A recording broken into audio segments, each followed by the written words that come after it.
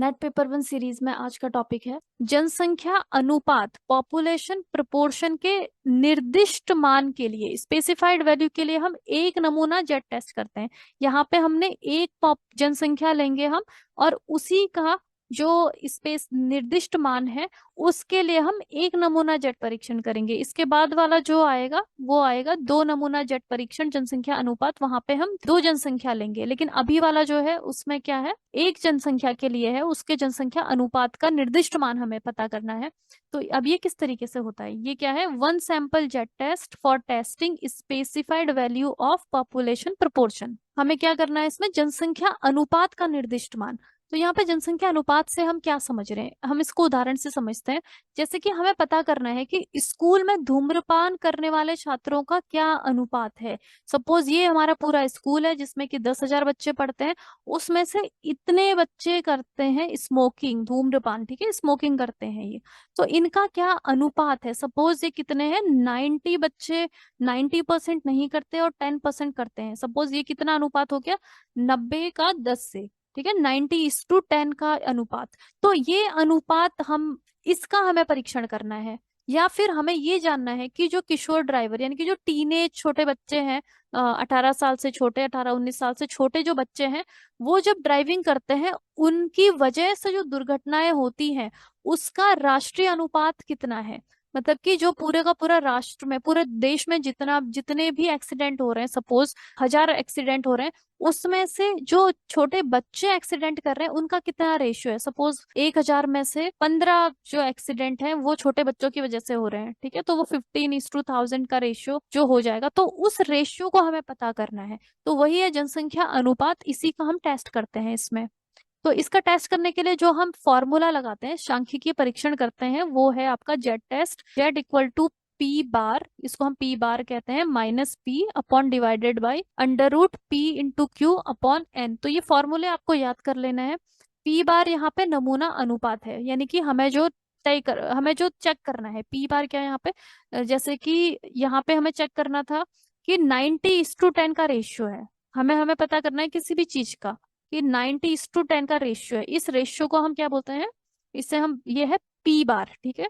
और यहाँ पे पी क्या है, पी है पॉसिबिलिटी होने की, किसी चीज के होने की पॉसिबिलिटी, और क्यू है उसके ना होने की पॉसिबिलिटी। क्यू को हम 1 - p से करते हैं, इसको हम आगे समझते हैं कि ये क्या है, ठीक है, उदाहरण से समझते हैं। तो एक नमूना सर्वेक्षण किया गया, उससे पता चलता है कि कोई एक एरिया है, वहां पे जितने भी बच्चों का जन्म हो रहा है उसमें 3,232, जितने भी बच्चों ने जन्म लिया 3,232, उनमें से 1,705 लड़के थे और बाकी लड़कियां थी, ठीक है। अब हमें पता करना है, ये हमने नमूना लिया है, एरिया तो बहुत बड़ा है, ठीक है। एरिया में तो सपोज मान लेते हैं एरिया में 10,000 यहाँ पे जन्म होते हैं, लेकिन उनमें से हमने एक छोटी सी एरिया को ले लिया, एक नमूना हमने ले लिया इस पूरे जिले में से, सपोज, ठीक है, ये पूरा जिला है, उसमें से एक छोटी सी एरिया को हमने लिया, और उसमें हमने देखा कि 3,232 जितने भी बच्चे हुए उनमें से 1,705 लड़के हैं, ठीक है, 1,705 यहाँ पे लड़के हैं और बाकी लड़कियां हैं।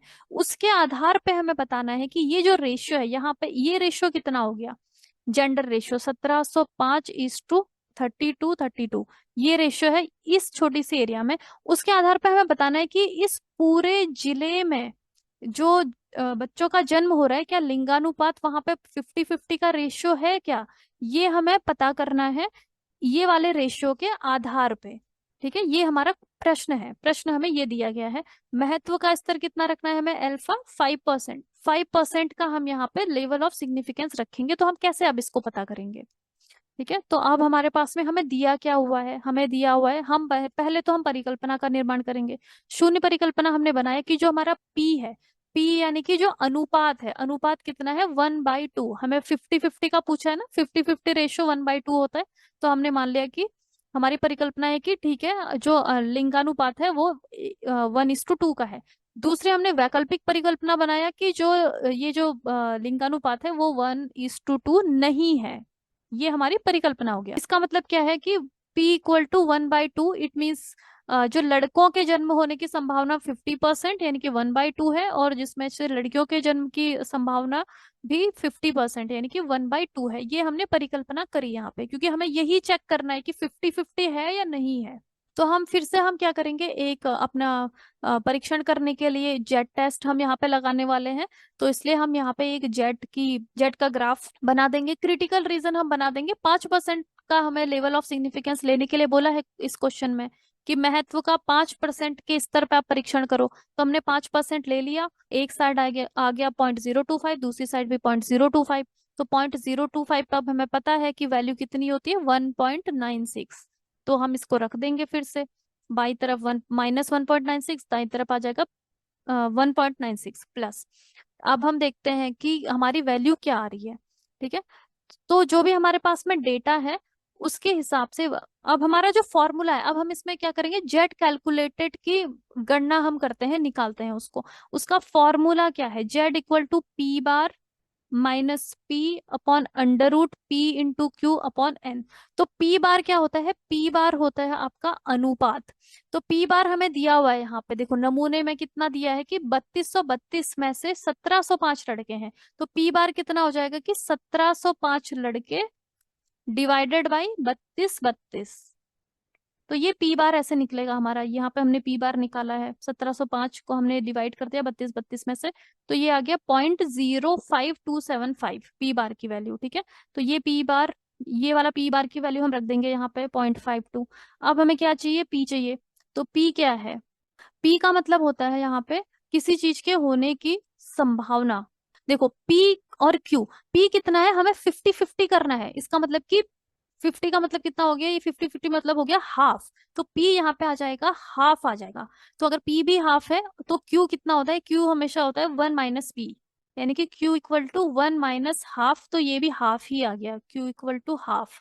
ये हमने 1/2 क्यों लिया, क्योंकि 50-50 पे करना है। अगर ये 30/70 होता तो फिर ये 1/2 नहीं होता, फिर ये 30 डिवाइडेड बाई 70 से जितना आता है वो होता। ठीक है, क्योंकि यहाँ पे 50-50 पे हमें परीक्षण करना है, इसलिए हमने हाफ लिया है यहाँ पे। तो P/2, P आ गया 1/2 और Q भी आ गया 1/2। देखो हमें क्या करना है, ये वाला हम निकाल रहे हैं, under root P into Q upon N, ये वाला हम निकाल रहे हैं। तो P भी हमने हाफ ले लिया, Q भी हमने हाफ ले लिया, डिवाइडेड बाई एन। एन यानी कि कितनी जनसंख्या पे हमने देखा, मतलब कब नमूना कितना था, हमारा नमूना सर्वेक्षण हमने 32-32 का किया था ना। तो ये एन आ गया यहाँ पे 32-32। तो इसको हम सॉल्व करते हैं तो ये आ जाता है 0.0082। इसकी पूरे की वैल्यू तो ये हमने यहाँ पे रख दिया 0.0082। तो ये आ गया आपका पूरा, आप देख सकते हो इसे।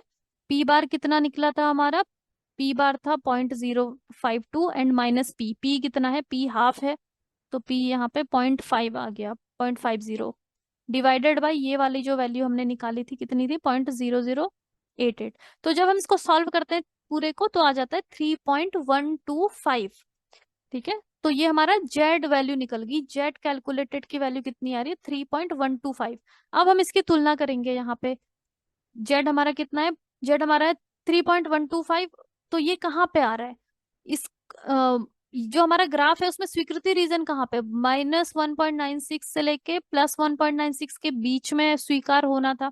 लेकिन ये 3.125 कहाँ पे आएगा, 1.96 के बाद यहाँ पे आ रहा है ये 5, यानी कि ये कहाँ आ गया, अस्वीकृति क्षेत्र में आ गया, रीजन ऑफ रिजेक्शन में आ गया। इसका मतलब जो हमारी परिकल्पना है वो गलत साबित हो गई यहाँ पे। तो हमारी परिकल्पना क्या थी, हमने परिकल्पना करी थी कि जो जो जन्म हो रहे हैं बच्चों के लिंगानुपात 50-50 का है। ठीक है, तो लेकिन ये हमारा परिकल्पना ये गलत साबित हो गई, इसका मतलब 50-50 रेशियो नहीं है। अब लेकिन हमने यहाँ पे तो ये वाला एक्सेप्ट हो गया कि 50-50 रेशियो नहीं है, ये हमारा सही साबित हो गया। तो ये था जनसंख्या अनुपात के निर्दिष्ट मान के लिए, यहाँ पे निर्दिष्ट मान कितना था, 50-50। इसे ही हमने निर्दिष्ट मान हम कहते हैं। तो उसके परीक्षण के लिए हमने एक नमूना जेट परीक्षण किया।